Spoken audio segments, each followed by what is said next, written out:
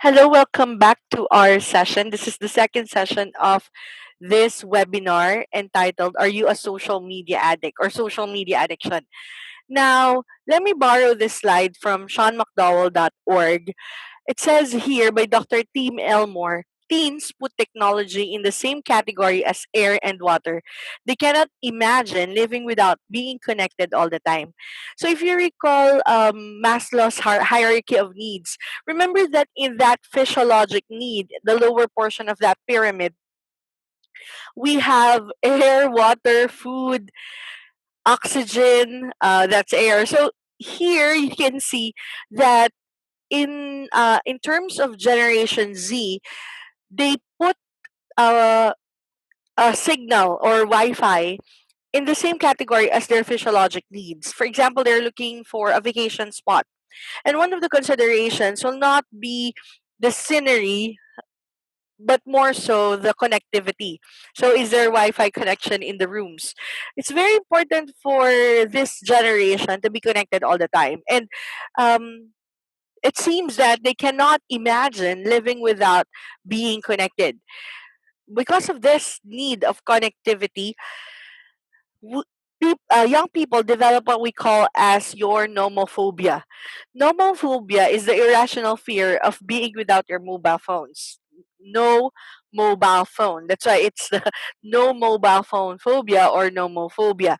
And it seems that for according to the research that people who are addicted to their mobile phones experience anxiety, experience increased stress levels when they are without their phones, even feelings of depression is there. It says here the average time spent on smartphone is 2 hours 15 minutes a day. This is way back, and now it changed totally. In 2020, it's the average time spent on the internet, especially in the Philippines, as we've seen in the statistics, is 9 hours 45 minutes, or almost 10 hours. And I know for a fact that some people, young people nowadays, are 24 hours online. Maybe you are one of those people who are 24 hours online. Can you please put a comment on the comment section if you are actually that person? You are online 24/7. Now, you might experience Holocaust nomophobia. You will see that these young people, even when they're asleep, they're online as well.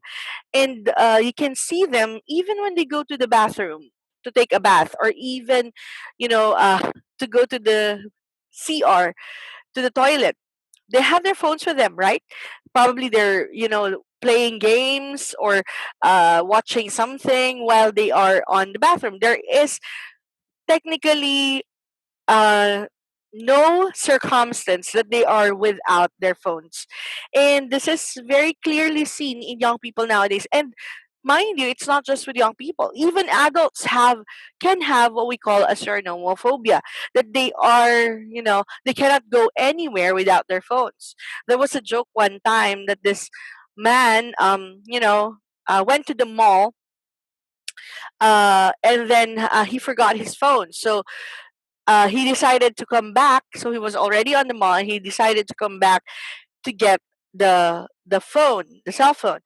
When he came home, he decided that he doesn't want to, like, go back to the mall anymore. And then his son came to him asking, "Dad, I think you forgot something." And then the man said, "Well, I already got it. I went back for it. I got the phone." No, Dad, you forgot mom. Mom was with you when you went to the mall. So he forgot his wife, but remembered his phone. So this is a reality nowadays, that there are people who suffering from this. They cannot live without their phones. And what are the repercussions of this? Have you ever tried, having this on the dinner table? Like, you're already there, or you're eating with somebody, and you're on your phones and you cannot talk amongst yourselves. So you just talk through messenger or chat. Do you do this at home? You're there, or probably your brother is on the other room, and instead of like talking with them, you just chat them, like come to the dinner table, the dinner is ready, or let's eat, or something like that. So people are now very well versed in terms of their internet language or their communication. However, when it comes to your interpersonal communication, that is where they get your problem. It's easy for them to talk to people that they cannot see, but when it comes to face interaction, it seems that they are out of words. Have you ever had that? Like on the phone, it's easy to like say everything that you're feeling, just open up. And then when you meet each other, where you're there, it's like you're out of words. It's awkward, and this is because we are so well versed in the digital connections. We are digital natives, especially the Generation Z and Generation Alpha. They were born with the internet. However, for us who are millennials, who or the Generation X, they have this migration from the digital to from the analog rather to the digital, so they can still have your interpersonal connection and at the same time adapt to this technology, but not as good as, of course, your young ones who are Generation Z and Alpha. Now, how do we reconcile this, or what are the effects of this technically in our lives? Now, for you to know if you're a social media addict, remember you had your test already, and these are the results. If you got 0 to 14 in your exam, remember it's an 18-point test. So if you answered never, it's 0, and then you have your seldom, I think it's 1, and 2 if it's frequent, okay, or most of the time. So you get there, like it's over 18, so the perfect score is 36. So here you can gauge your scores based on this legend. Okay, so if you have 0 to 14, no social media addiction. 15 to 19, borderline social media addiction. No, and I checked, my score is 19, so I'm borderline social media addiction, and that is for cause for worry for me, because I'm having this lecture, so I have to be aware of myself as well. So it's 19. That's my score.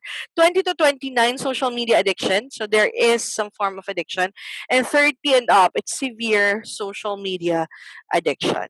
So how was your score? Can you give us a thumbs up or comment us what your score is? Is it severe SMA? Is it social media addiction? Is it borderline SMA? Or is it no SMA? Okay, so please comment that on the comment section. I would like to see how you are right now, if you are an addict or not. Okay, so what happens now? The moment we wake up every day, and for example, you slept with your phones connected to the internet, for example, or it's beside you or under your pillow, or within your reach, for sure, the first thing, if you're a social media addict, one of the signs is the first thing you wake up, the first thing that you do when you wake up, open your eyes, is to get your phone and check your messages, your notifications, and that's what it does. What social media does to us is to get our attention. The moment we open our eyes, there are these messages. All of them want our attention, and because of this, we are bombarded early on. What if what is written in social media is something negative? So the moment you wake up and open your eyes, the first thing that comes into that calls your attention is something negative, and that's not that contributes to the increased levels of depression, anxiety, and stress that is being experienced by young people nowadays. This is a review, a technological review from MIT. It says here Teens are anxious and depressed after 3 hours a day on social media. So this was a study that is published in the Journal of JAMA Psychiatry. It says here teenagers who spend more than 3 hours a day on social media are more likely to develop mental health problems, including depression, anxiety, aggression, and antisocial behavior. Can you imagine that this is what is happening right now? This is, this is what is happening to young people right now when they spend more than 3 hours a day on social media. What about for you? What's your average hours spent on social media? How did you answer that question? If it's more than 3 hours a day, then that signifies you probably will develop some form of mental health problems if you are not aware of this. Theodore Roosevelt once said, comparison is the thief of joy. And sometimes that is what happens to us when we look at people's lives with the lens that Facebook provides. We know that there are all filters, right? And when you look at the highlights of people's lives and compare them with your real life, then there goes your joy. Your joy just went out the window. Social media has created jealous behavior over illusions. Isn't that real?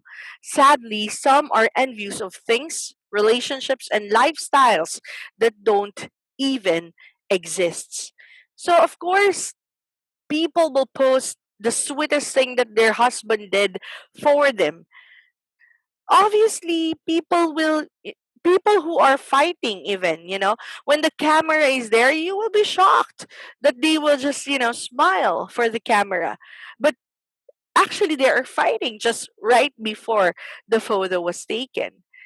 So we are envious of things, relationships, and lifestyles that don't exist. Of course, we will post only the good things in social media. Nobody will post their fights. Nobody will post their, uh, their what's happening behind the scenes. Of course, we will only post what's good. And because we want that, we post that. People who are looking and, doing some introspection and comparing themselves with these highlights, they tend to feel sad. They tend to feel envious. They tend to be jealous. When we look at social media, there are several bad habits that we do, or we form, that causes us this depression, this anxiety, and this stress levels. So, what are these bad mental habits? The first one is feeling sorry for yourself, an unhealthy habit about yourself, an unhealthy perspective. When you see somebody who was able to go to a place that you want to go to, for example, Europe, you found their photos in Europe, and you feel that why is this person, able to go there and I'm not able to go there. So you feel sorry for yourself. Like, you have this, pity party, you're hosting your own pity party, and you just feel so down. Why these people had this success and you don't, you know? And feeling sorry for yourself, when, of course, especially when bad things happen to you. When bad things happen to you, it's okay to feel sad, but after that, after you're wallowing, there comes a time that you should move on and, face the reality. Do not be, in constant disillusionment that this is, uh, this is my reality, and yet their reality is so much better, and then you feel sorry for yourself. So this is one bad mental habit that happens to us when we look at social media. Another bad habit is feeling bad about other people's success. Do you have that, you know that friend in social media who, like, who could travel, and, has and it seems that they have, tons of money because they just eat at, great restaurants, and they have, they buy a lot of things, they shop at expensive stores, and Seemingly, when they go there, it seems that they are hiring a professional photographer because all the shots are amazing. Do you have a friend like that in social media? If you um, do you sometimes not like this friend? Because you know and sometimes if you have a friend also who's like very intelligent, like every certificate is posted, every achievement, in terms of they took their masters, their phd, now they're postdoctoral, and it's like it seems that they have all these achievements. Do you have a friend like that as well? And when you look at their posts, does it seem like, you know I feel bad? Or it seems like I don't want to like that post. I don't want to follow this person anymore. Sometimes do you feel that way? Because their achievement seems to highlight your lack of it.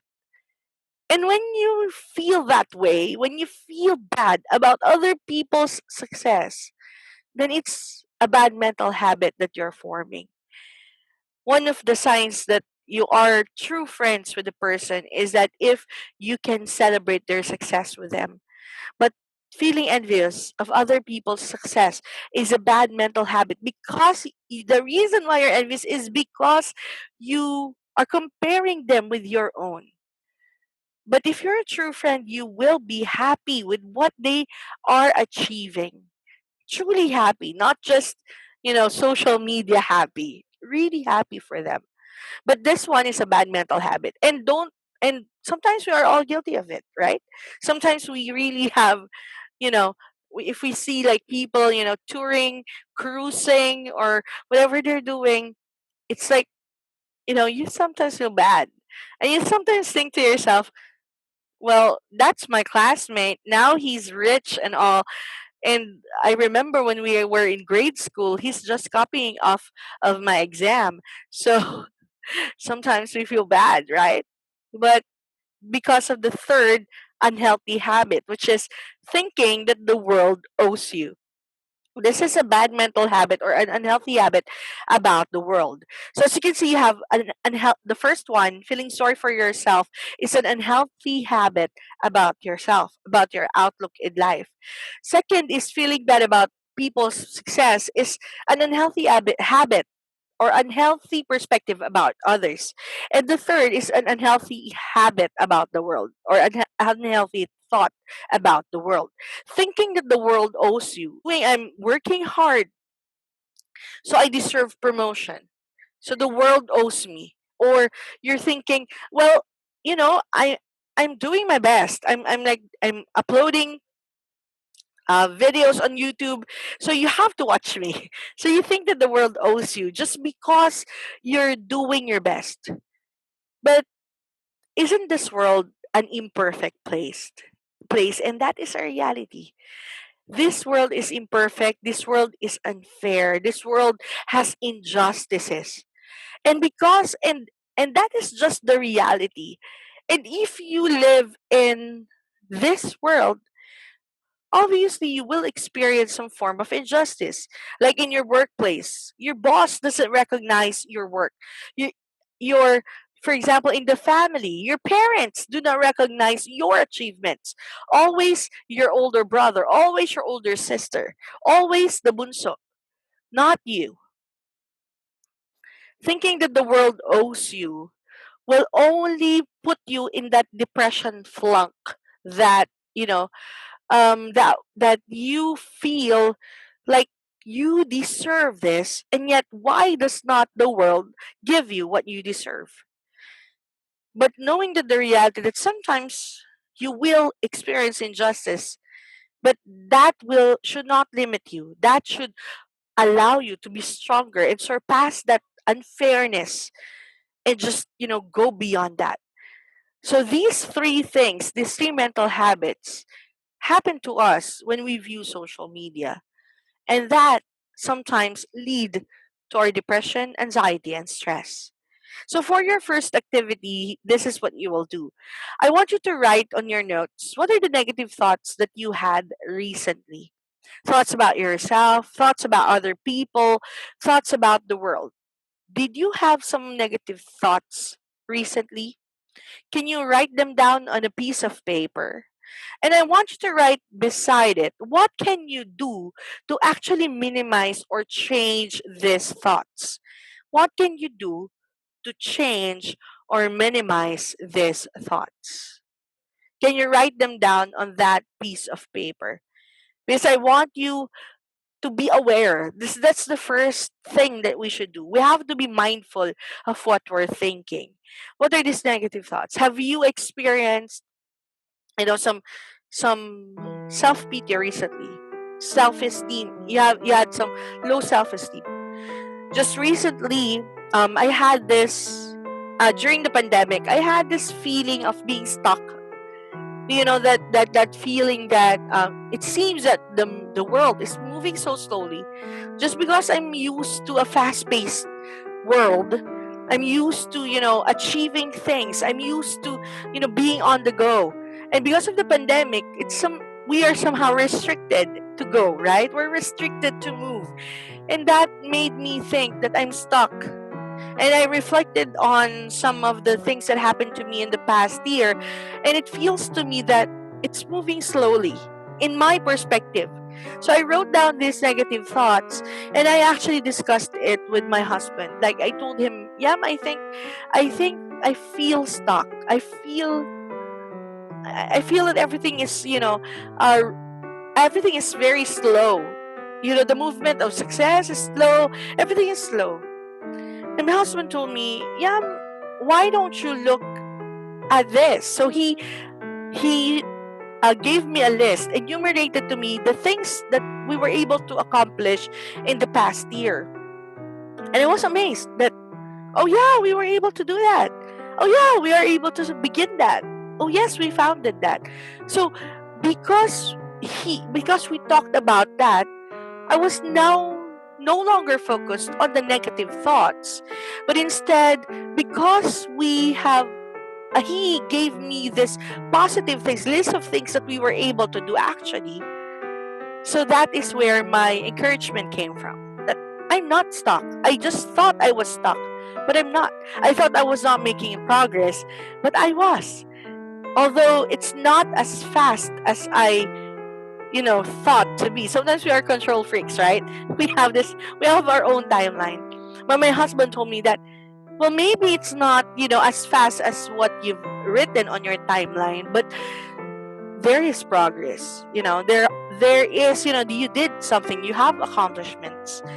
And that's what I found out. That one of the things that I can do to minimize my negative thoughts is to talk about them with someone else. Talk about them with someone who loves me, who knows me, and he will encourage me.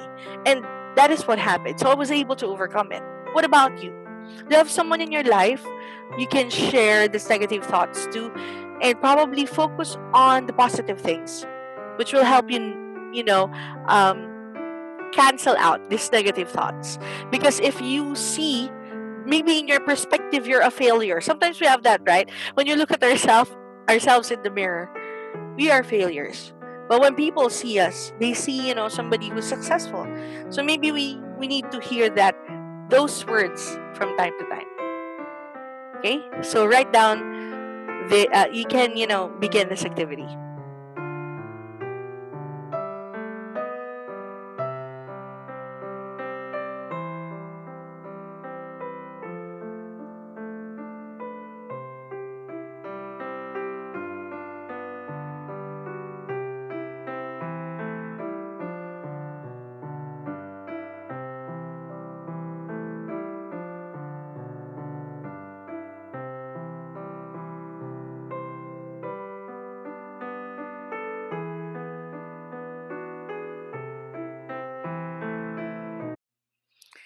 Okay, so we're back, and this is actually your depression, anxiety, stress scale 21, because they are composed of 21 questions.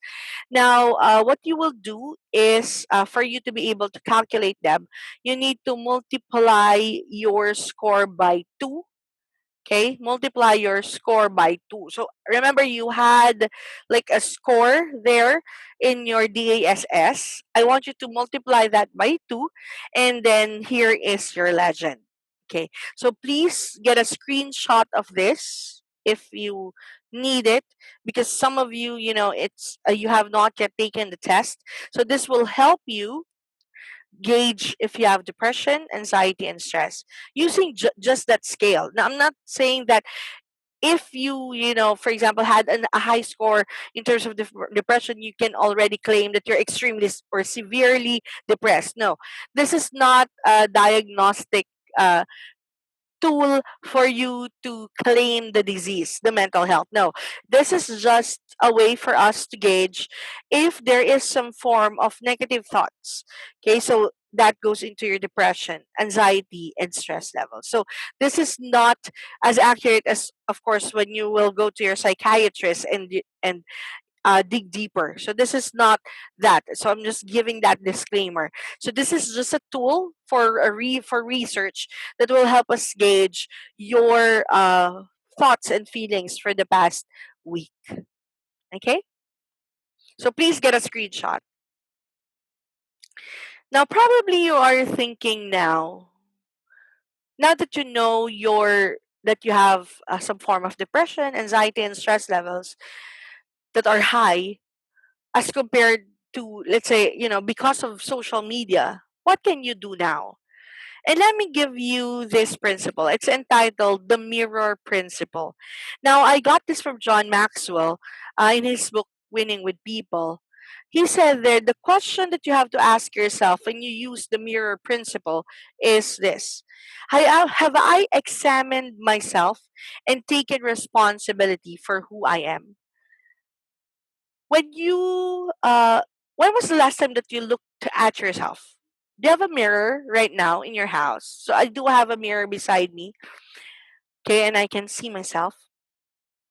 Now, when was the last time you examined yourself and taken responsibility for who you are? Because this is very important. This is called self-awareness. When we talk about self-awareness, it's important because self-awareness is the ability to see yourself clearly. It's the ability to see yourself and be objective. And sometimes when we see ourselves, we do not always like what we see, right? When you see yourself physically, sometimes you see that, oh no, I'm getting fat. Oh no, I'm getting wrinkly. Oh no, what? My eyebrows are huge.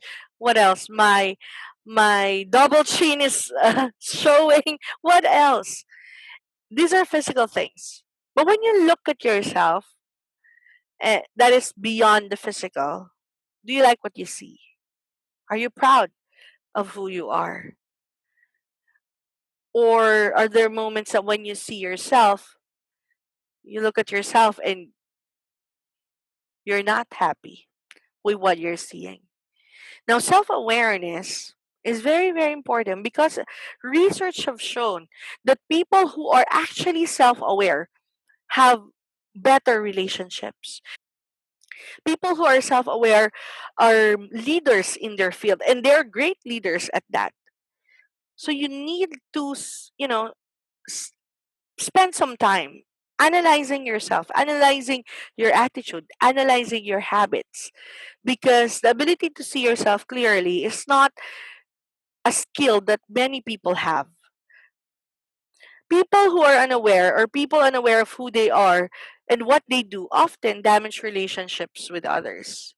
If you do not know that, your hurt, your jokes are hurtful, many people will be hurt. If you're not aware of, how you're acting around other people, or that people's feelings are being hurt because of your attitude, then you tend to leave damaged relationships behind you. And and that is, that will take a toll on your self image, on your self esteem, and you will ask yourself, why don't my, relationships work? Why don't they work? What is the problem? And then you will realize at the end of the day that you are the problem. because maybe you are not aware of several things that you do that makes your relationships go wrong. So self-awareness is very important. So for your next activity, what are your attitude or habits that tend to hurt people around you? Do you have them? And what are the things that you can do to minimize or change those habits? Are you easily angry? Do you have a bad temper? Are you arrogant? Are you know it all? Are you super lazy, or are you super hasty in your decisions? Are you inconsistent? What are the attitudes or habits that tend to hurt people around you? Are you messy? Are you incompetent? What are the things that, you know, and how can you manage this? How can you overcome these things?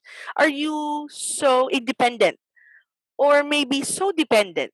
They're opposite poles, but both can be toxic to relationships. Are you parasitic in your relationships? What are your attitudes or habits that tend to hurt people around you? Can you write them down? And you can write on the opposite side, what are the things that you can do to minimize or change those habits? I'm going to give you some time.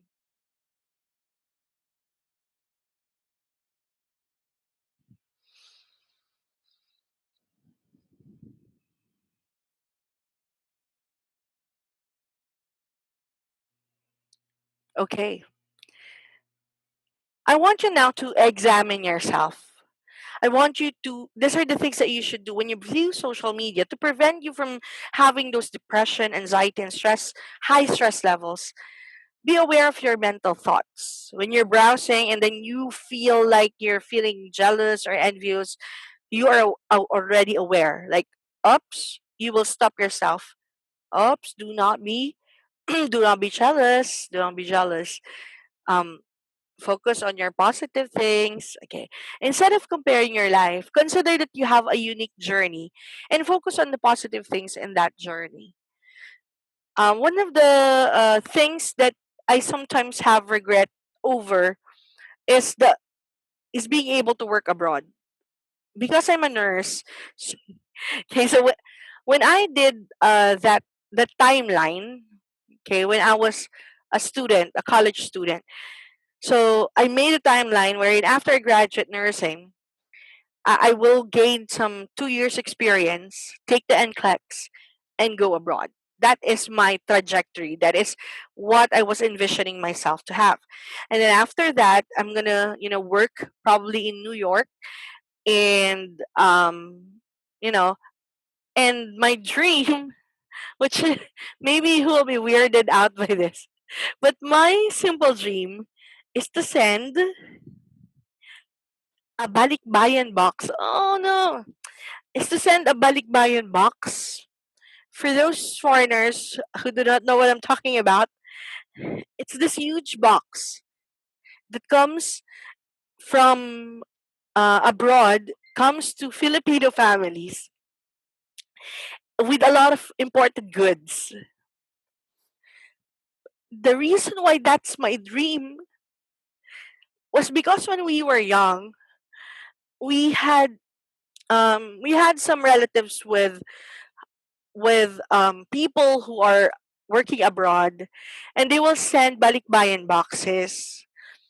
And I remember one time we were there in their house, and there was this balikbayan box that came in with lots of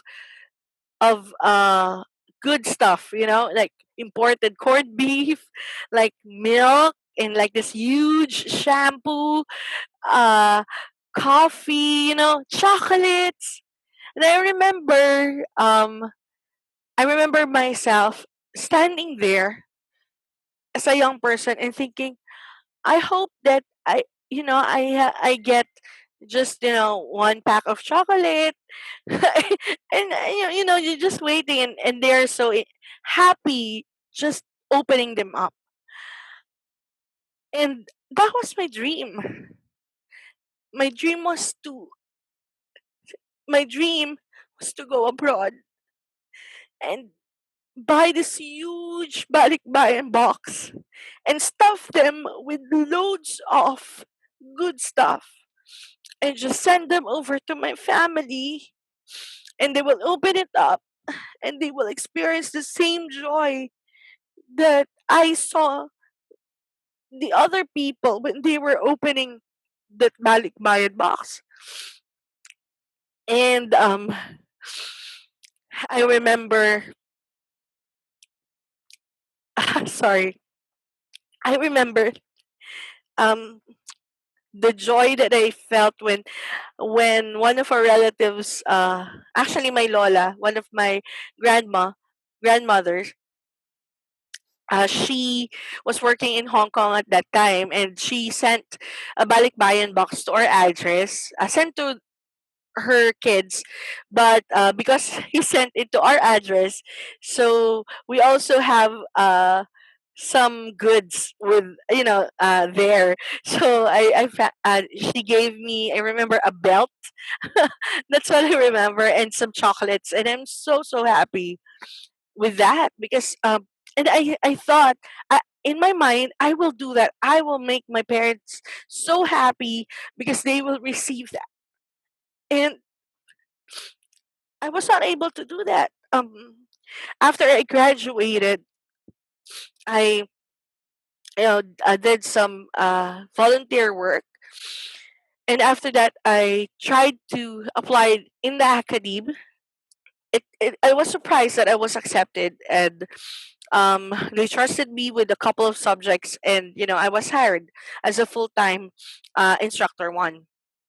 And then after that, I was now teaching student nurses, and it's just, I just loved it. I just love teaching. I just After that, I took my masters in UP Manila, and while I was doing my masters, uh, I got married. Yay! And after that, it seems that the idea of working abroad is now off the table because, you know yeah, I'm already married. So when I look back, I think, oh, I was not able to send balikbayan box to my family. But when I look at my journey, which is so unique, and I know yours is also, probably there are things that you like wanted so much when you were growing up, but then again, sometimes it change, right? As you go through your journey, your priorities change, and so did mine. My priorities changed. Now, I love to minister to tribal people, so we went with some groups who are going there in tribal medical missions, and also in going to teaching kids in these tribes. And it was such a unique journey. And if I look at that, I was not able to get that, that thing that I was dreaming when I was young, and instead I got this life. And there are so many positive things in this life that I will not trade for with that journey, because that's a different person. And this me is something I love, someone I love. And I love the journey that I had, and I love the people whom I met along the journey, which probably I would not meet if I took the other path. So do you see, the reason why I'm telling you this story is because I want you to see that maybe you have regrets in your life. Maybe there are balikbayan boxes that you have not sent, but the real thing is right here, right now, in your present. The people around you, the love that you feel, the people who support you through thick and thin. These are the ones whom you should treasure and cherish, not the dream that you were not able to achieve. So, and who knows? You're not dead yet. Maybe, just maybe, you will still be able to get, or maybe you will still be able to send that balikbayan box. Who knows, right? Maybe somebody watching this movie will send some balikbayan box to us. I don't know. this is not a movie. This webinar, sorry. So maybe somebody who's watching this webinar will send a balikbayan box to us, or maybe I'll be able to go abroad and work there or speak there and bring home something better. I don't know, but I know that I'm not yet through with this journey, and I'm so excited for what lies ahead. And I hope that you are too. Instead of asking why me, ask what can I learn and or what can I do. Sometimes when we find out things about ourselves, like, not all bad things happen to bad people. Some bad things happen to good people as well. And when you're a good person, sometimes when negative things happen to you, you ask yourself, why me? But more than that question, because when you just ask why me, why me, why me, there is a tendency for you to just get stuck in that thinking of in unfairness, and you will be paralyzed because you're over analyzing things. But instead of that, when you ask yourself, what can I learn from this experience? I know it's very difficult, it's painful, it's a broken experience, but what can I learn? And then what can I do? Is there something I can do? I remember one speaker said that he knows of a person who was diagnosed with terminal cancer. And her first mental thought is, why me? Why me? And then she realized, realized after thinking, why me? After asking that for a couple of months, she realized that that's a thinking that will just, put her on a depression funk. So what she did and what she asked herself instead is, what is important to me, which I will focus on for the remainder of my years. And you know what happened after her battle against cancer? She won. She is in remission, and she's now closer than ever to her family. So that's the difference of thinking. Instead of asking yourself, why me? Ask yourself, what can I learn or what can I do? I hope you're learning something from this session. And this is the end of the second session. Now, for the third session, we'll focus on how can I overcome the social media addiction. So we're talking here about overcoming the bad thoughts that happen to us when we view social media. Now, how can we limit our social media use? What can we do to, prevent that? Okay, or rather minimize that. Okay, so I hope that you're still with us, and thank you for being with us on this session. Okay, so get your coffee. So session 3 is about to start.